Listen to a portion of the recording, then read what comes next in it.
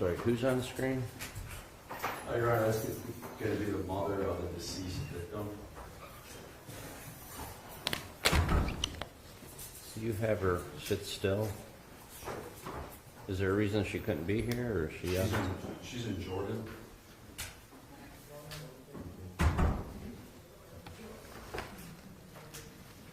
The victim's Lee, or no? The deceased victim, Your Honor. Lee survived. Yes.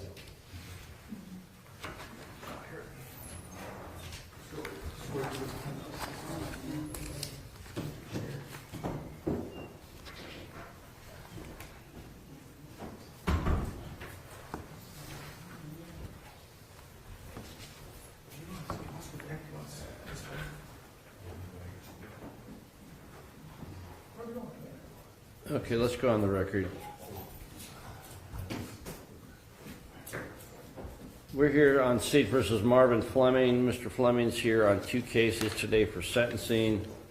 The first is case 695-853.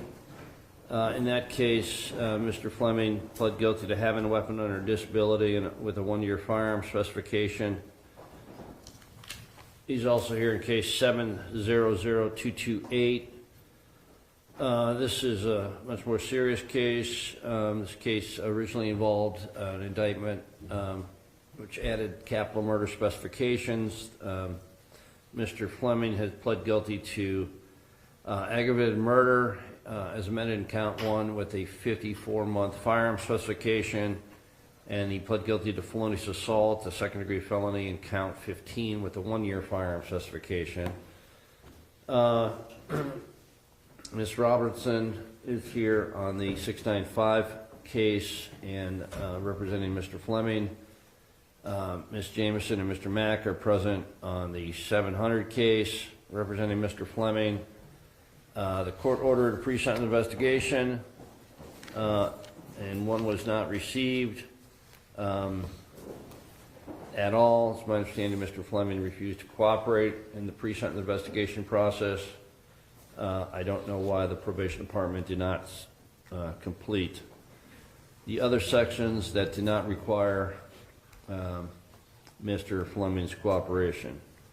I did receive a sentencing memorandum from the state of Ohio, which I have received and reviewed. Counsel, are you ready to proceed with sentencing? On behalf of the state of Ohio, yes, Your Honor. Yes, Your Honor, on behalf of Mr. Fleming. Yes, Your Honor. Okay, what is the state going to present?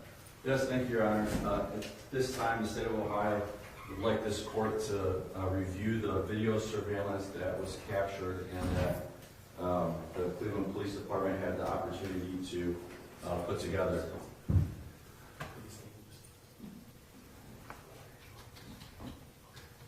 May I approach, Your Honor? Yeah, how long is it?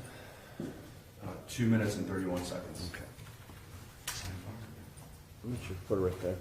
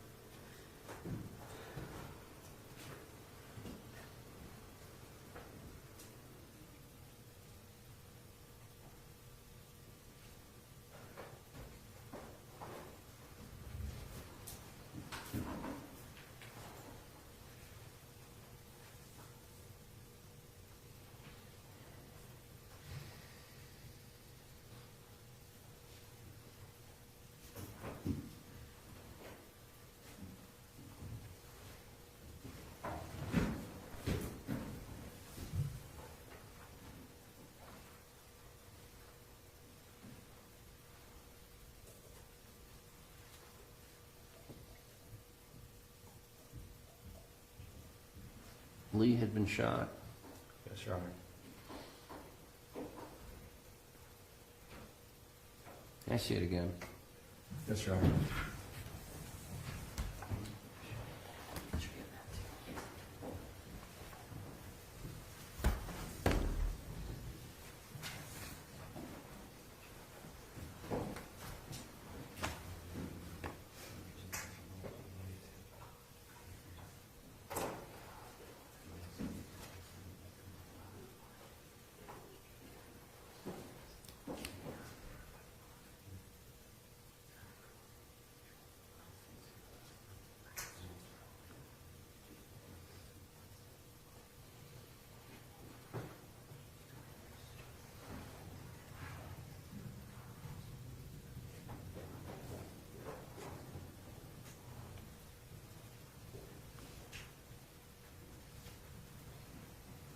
Okay, I've seen that.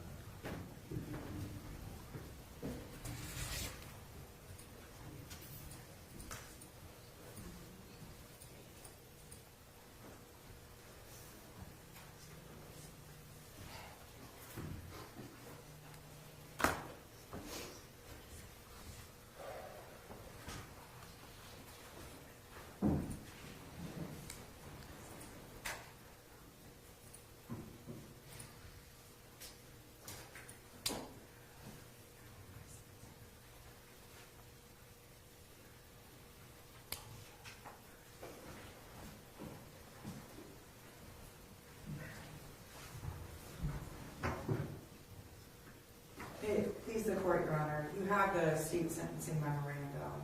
I believe counsel has now just played what we've marked for the purposes of the sentencing hearing as State's Exhibit 1. It's also referenced in our sentencing memorandum as well. The version of the video that you saw took a number of clips from inside of these shoes and put them in a sequencing event, right? So they just show one camera angle after another. But when you take some of those clips and show them side by side, the defendant had already shot Robert Lee by the time Tamir had an opportunity. Mr. Lee's in court? And Mr. Lee is here today, Your Honor. Again, Mr. Lee was his original target, as I outlined in my statement of facts in our sentencing memorandum. He went there in an effort to seek revenge against this man, who the only thing he had to defend himself was a shoebox holding a pair of Nikes. But when you look at the video at that time, you can see that the defendant is already firing at Robert by the time Tamir is able to sufficiently defend himself against Markel. And then as the rest of the events play out, Tamir tried to save Robert. He didn't want to leave that store and leave him in the back with this other individual with a firearm. And he did what he thought he could do to save him. And it cost him his life. And as he tried to get out of the store, ultimately, the defendant stood over him, fired a shot into his chest, picked up the firearms, and then fled. Not only did the defendant commit these acts against two separate victims in this case, he also brought 3 other family members and defendants along with him in this matter. He gave his firearms to the mother of his children, who he lived with at the time, Destiny Burson. She then gave those firearms to the defendant's father, Marvin Fleming Sr., who pled his case in this courtroom as well. And he got his brother, Markel, wrapped up in this, who is still to this day a yet-to-be-arraigned co-defendant in this matter. And he went to a store where Robert... Because he's a quadriplegic now? Correct, based on the medical records we've been able to obtain. So those are some of the other consequences that this defendant's actions have had. In addition to those for Tamir and his family and for Robert. He wasn't supposed to have a firearm, in fact, and then coupled with the fact, given his prior conviction for having a firearm specification that he pled guilty to, And importantly, he also pled to another case that was pending before this murder. These had been investigated before this murder. And that's when he went into the Dunkin' Donuts. And I'll remind this court why that Dunkin' Donuts is significant. He no longer works there. Got charges for which he pled to the weapon under disability in case number 695853 for going there and forcefully taking his last paycheck while wearing today's accessory, that being an AR style rifle, in order to do those things. And then months later, so that happened in April of 2024, and then at the very end of September, this happened. So he hasn't worked at that Dunkin' Donuts, and yet that's the facilitator for him to walk into elite shoes with his brother, both armed with firearms, to seek revenge against Robert. So those are kind of all. What was it that Robert was alleged to have done at Dunkin' Donuts? So he took apart a black and white, according to the defendant. And Robert does, and I've spoken to him about this before, remember the incident, but he's adamant he never pointed a gun at this individual. But he was at the Dunkin' Donuts and broke apart a cigarello, right, like a black and mild, and made a mess. There's tobacco on the floor. Was Lee working there at the time? No, he was a customer. The defendant was working there. And the defendant asked him to pick it up, and he said no, in a probably not the nicest way, but he didn't threaten him with a firearm. And that's what this was all about. That's why Tamir lost his life. Robert is here today, Judge.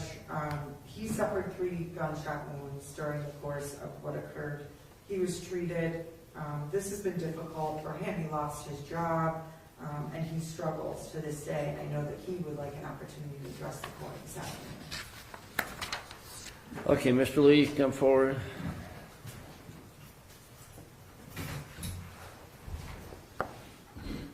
You come up to the podium. And your name is Robert Lee? Yes, sir. Okay. I think we can spell that. Good afternoon, Your Honor. I just wanted to come up and speak and just let this guy know, like, you know, he said he knew me, he didn't know me. I was a regular customer. Like she said, I was freaking a black and mild. I dumped it right there. We got into an altercation, which we exchanged words. That don't mean I know this man. About a black and mild. 2 years, it was City Blue. 2 years later, this is why he's supposed to have something against me, because I supposedly took a gun and pointed it at him. I never had a firearm. We got into an altercation. I thought it was over with. I went back to work 2 years later. They switched over to another store. My brother was there.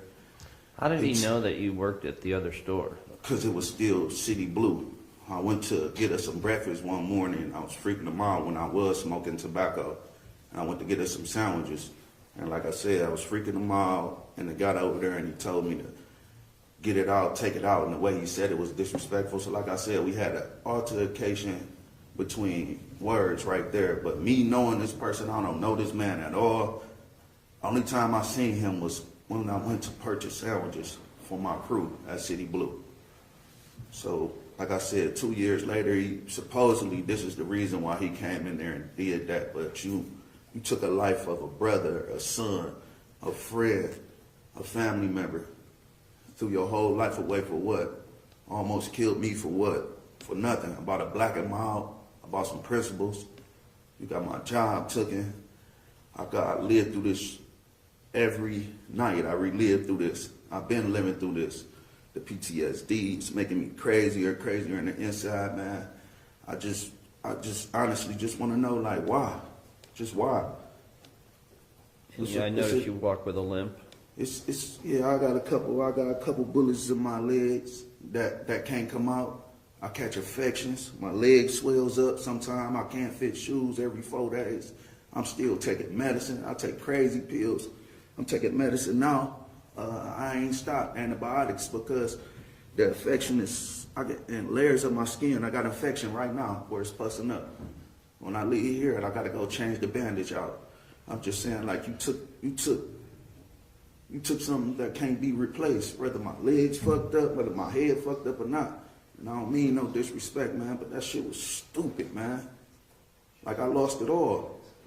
And then you blamed it on me like I just knew you or something. Like we was just boys and you just did this shit. You came 2 years later. You could have let that shit go about a black and mild. About some money, nigga. You could have got that. You could have asked for anything, man. And they'd give it to you. Like that was my brother, man. These was my family. Well, I don't got shit now because of you, man. Shit. I can have every fucking Jordan in the world. Don't mean shit. Okay, Mr. Lee, I'm sorry, man. I'm sorry, man. I'm definitely sorry, and I apologize to the court. Shit was stupid, man. So all I like to came up here and say is, man, you took my brother from me, man, and I can't get that back. So with that said, Your Honor, I'm sorry for wasting court time, but this shit was stupid, man. And that's all I gotta say, man. Okay, thank you. Judge, to answer one of your questions, I don't think Mr. Lee had any reason to know this, but according to the statement that the defendant gave, maybe the third one he gave after he was arrested, indicated that he drove by Elite Shoes one day and saw Robert outside, and that's how he figured out he worked there and ended up at that location to take out his revenge on Mr. Lee. On the screen in the courtroom, Judge, is Tamir's mom. She is joining us from the country of Jordan. She wishes for the state to read a statement on her behalf, and her name is Tamam, T-A-M-Alawi.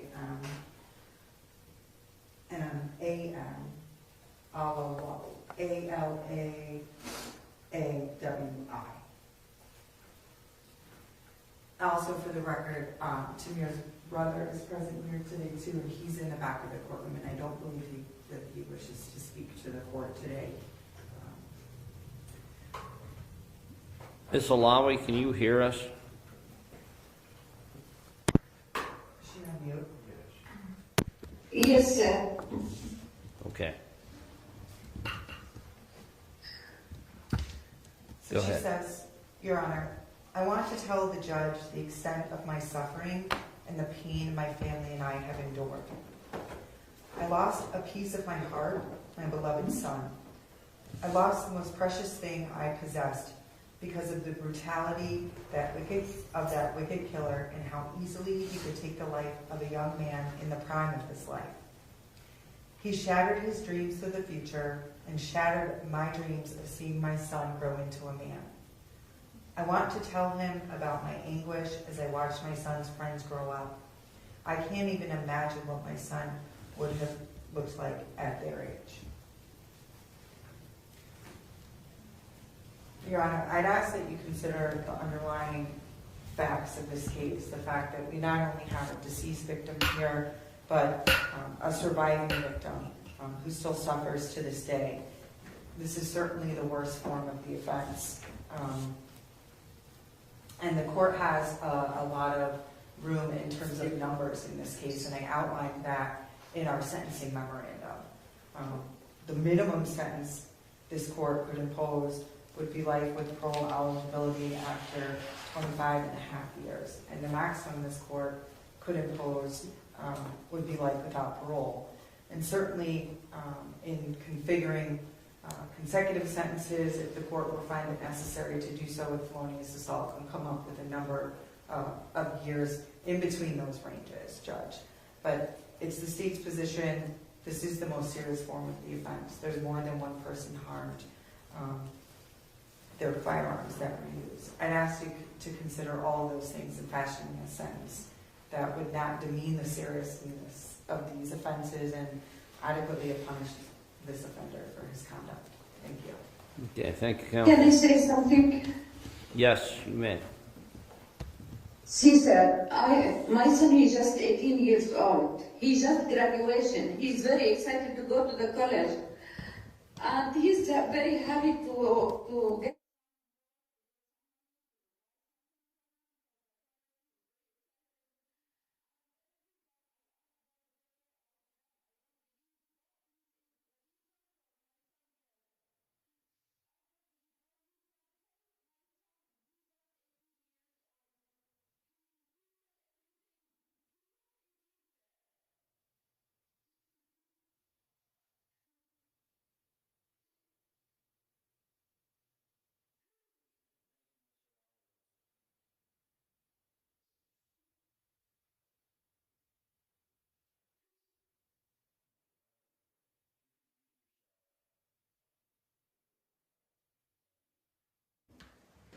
Okay, Ms. Robertson, you can go first.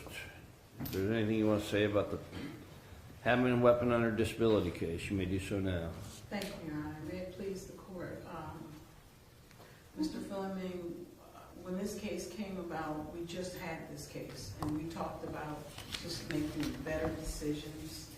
And it's unfortunate that he made that decision. He acknowledged it. He accepted responsibility for that. And I do believe he is on the frame of mind to try to change his life, regardless of the sentence here, and try to be productive wherever he is and make better decisions. I will say that he had a tough rearing. That's not an excuse. Many people have tough rearings and they don't end up in this situation. But he's always been respectful, responsive to me, and I do believe that obviously if he could have changed what he did that day after reflecting on how many lives it affected, just going to the Dunkin' Donuts, he would have done something different. Thank you. I'd ask the court to take that in mind in his sentencing and run whatever sentence that you give him in this case concurrent with what he gets in the subsequent case. Thank you.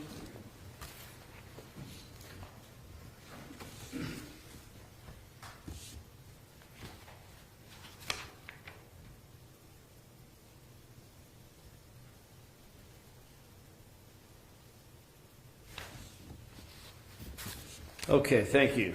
Mr. Mack, Mr. Jameson, what would you like me to know? Judge, let me begin by saying to you that we understand the optics of a defendant refusing a pre-sentence investigative report. But I think it's important for you to know that Marvin sat in the bullpen area for about 4 hours without any explanation of why he was there. And he began to question the CO about why he was there. No one gave him a response. And ultimately, Marvin and the CO had an argument, and they sent him back. So we never had an opportunity to go in front of the probation department. I just want to let you know that. In terms of mitigation, Judge, we know that Marvin's only 28 years old. I like the fact that he's accepted responsibility by way of plea and did not cause his family or any of the other victim to go through the trial. And I do believe that in our conversations with him today that he's genuinely remorseful. And I know that he wants to apologize to the mother and apologize to the family for the actions. Even though we have a resolution doesn't mean that we agree with every fact. He's been steadfast and he's always maintained that the reason that he responded, and this all started again, was because Mr. Robert Lee, who you heard from, put a gun to his head. And that is a memorable event. Was his behavior justified in terms of what he did in this case? Absolutely not, which is the reason why he's accepted responsibility. But unfortunately, it led to Tamir's death. And I only explain that, Judge, to say that this was not a random act in his mind. He believed that he had some justification of going after Mr. Lee, and he certainly should have kept the other individual out of it. The court has been provided a sentencing memorandum, and I think it does a good job of outlining the mitigation on behalf of Marvin. But I do want to highlight that Marvin came into this world with trauma. And he was in a situation where his mother was using alcohol at the time that he was born. And our mitigation specialist has identified the fact that it's believed that Marvin suffers from fetal alcohol syndrome, which impacts decision-making, impulse control. We know that she was drinking heavily during her pregnancy. We know that his father was not involved in his life.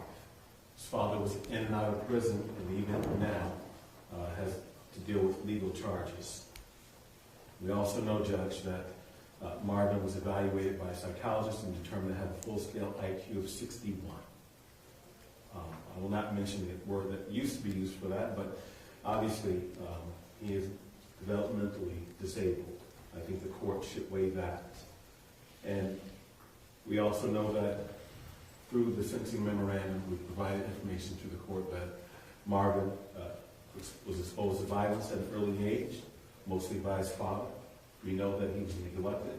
There were occasions where he would go to school and he wouldn't have anything to eat, and teachers would witness him reaching into a garbage can, eating lunches that had been half eaten already by other students. I think that's certainly worthy of noting. Because you have a sentencing memorandum, I'm going to stop it there, Judge, but this is well said. If you were to impose a minimum sentence of 25 and a half years, he'd be eligible probably around the 2050. And if the world is like it is today, and if he got caught, he probably wouldn't be released until around 2060. And because he's 28 years today, we believe that he'd be in his 60s by the time they would have any chance of being released. Even if you went a step further for the next available sentence, he may be somewhere between 65 and 70 by the time that there's any chance of being released. So I would ask the court to take that into consideration. I understand how impactful a mother's tears can be, as they should be, and certainly that video. But we believe that the mitigation supports a minimum term of incarceration, and that's what we're asking for you to consider. Thank you. And if you would please listen to what Mr. Fleming has to say, Your Honor. Mr. Fleming, what would you like to say? First, I would like to apologize to the family and the victim, Robert Lee, about what happened. I'm truly sorry. If I can go back in time, I would change I would change everything about the situation. Like Robert Lee said, I should have just let the shit alone.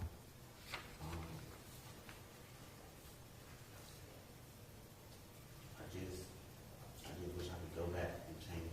I'm truly sorry. Okay, thank you. You may sit down.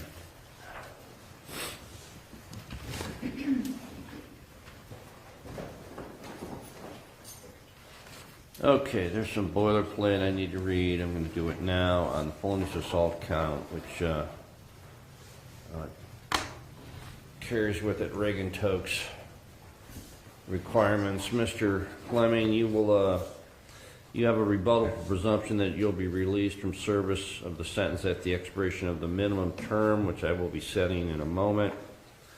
The Department of Rehabilitation and Correction may rebut that presumption if at a hearing held, they make specified determinations regarding your conduct while confined, your threat to society, your restrictive housing, if any, while incarcerated, and your final security classification. If the DRC makes these findings, these specified determinations, and rebuts the presumption, they may keep you in prison after the expiration of what we call the minimum term. You can be kept up to the maximum term. The department may hold more than one hearing to make specified determinations depending upon your behavior. Okay, you are 28 years old today,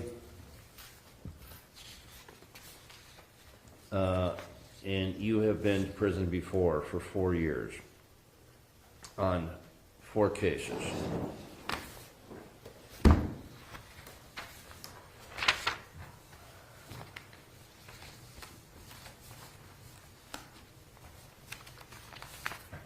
Your prior criminal history is not insignificant.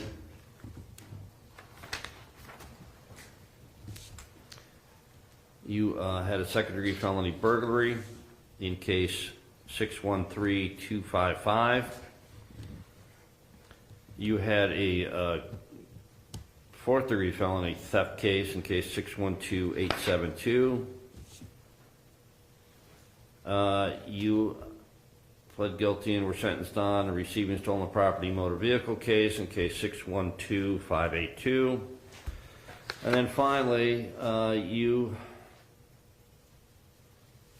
were sentenced on a second-degree felony with case with a 1-year firearm specification, case 612581. I will note that even though you pled guilty to felonious assault and attempted discharge of a firearm on or near prohibited premises, you were originally charged with attempted murder in that case.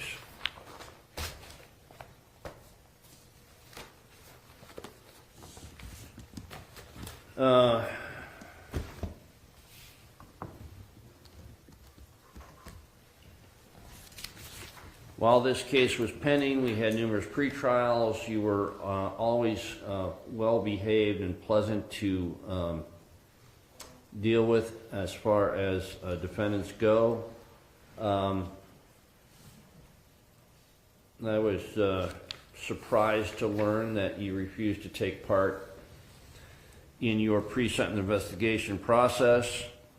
Mr. Mack has indicated that you grew impatient with having to wait 4 hours. You're going to have a lot more than 4 hours to wait before you get to enjoy freedom again. You better learn to be patient. Your behavior here is frankly shocking. You do 4 years on 4 cases, and it looks like one of the cases involved you shooting a firearm at another human being. You get out, you go back to get your paycheck at Dunkin' Donuts with an AK-47. That's not a normal person. And the low IQ bit usually involves people who get easily misled by other people. I see leadership in your actions. Unfortunately, it's the wrong kind of leadership. You go into elite shoes on some 2-year-old vendetta mission, and you end up killing a young man who frankly was nothing but a hero in this case. He saved Mr. Lee's life. Ms. Alawi, your son unfortunately died, but he died a hero. Mr. Lee may not be alive today, but for the actions of Mr. of Tamir. That is small consolidation for you, but I think it's a testament to him and maybe a little to you and how you raised your son. The video is just awful.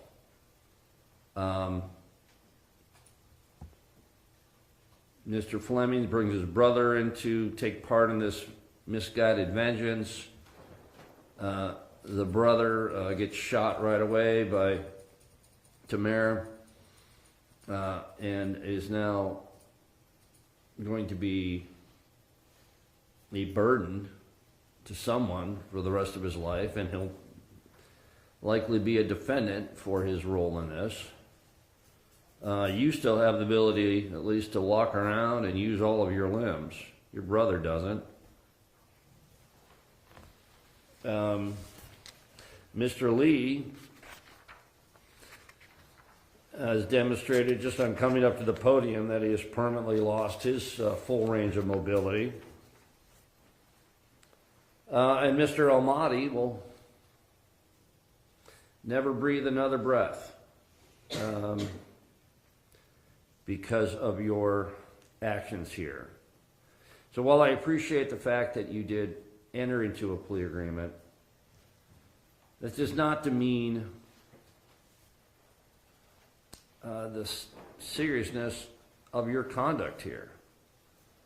When you are allowed to roam amongst civilized society, bad things happen.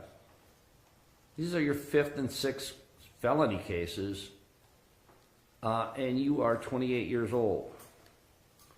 So, frankly, a life without parole sentence is completely justified here. But I'm not going to impose that because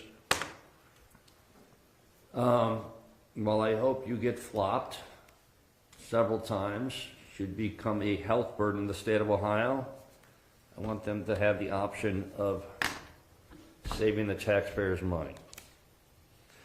So on your having a weapon under disability case, after considering the seriousness and recidivism factors, I will sentence you to 1 year on the firearm specification to run prior to and consecutively with a 36-month sentence on the base count.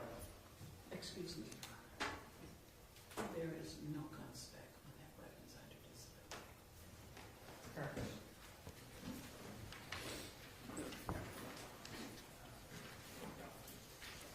Thank you. You'll be sentenced to 36 months on count 3. In case 700-228, I will sentence you to 54 months on the firearm specification to be served prior to and consecutively with life with parole eligibility after 30 years. On count 15, you will serve 1 year on the firearm specification to be served prior to and consecutive with an 8-year minimum term up to a 12-year maximum term on the base count. By operation of law, both firearm specifications are to run consecutively. You will serve 5.5 years before your life sentence commences. Your life sentence will run concurrently with the 8 to 12 sentence on count 15. You have 30 days to file a notice of appeal. In your having a weapon under disability case, you'll be subject to post-release control following your release. And if you violate your post-release control, you face additional prison sanctions. I find it to be indigent. I'll waive your court costs.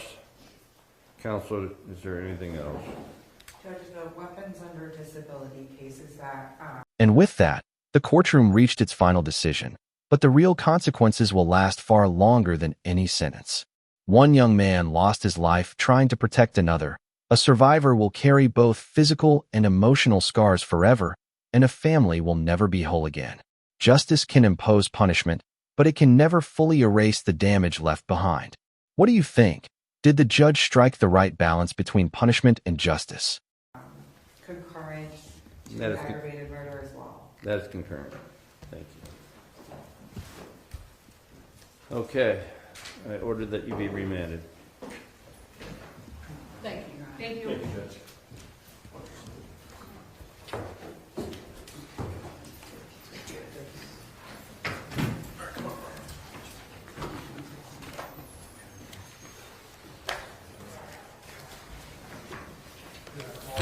Thank you, counsel. Thank you, Judge. Thank you, Judge. Thanks for the heads up.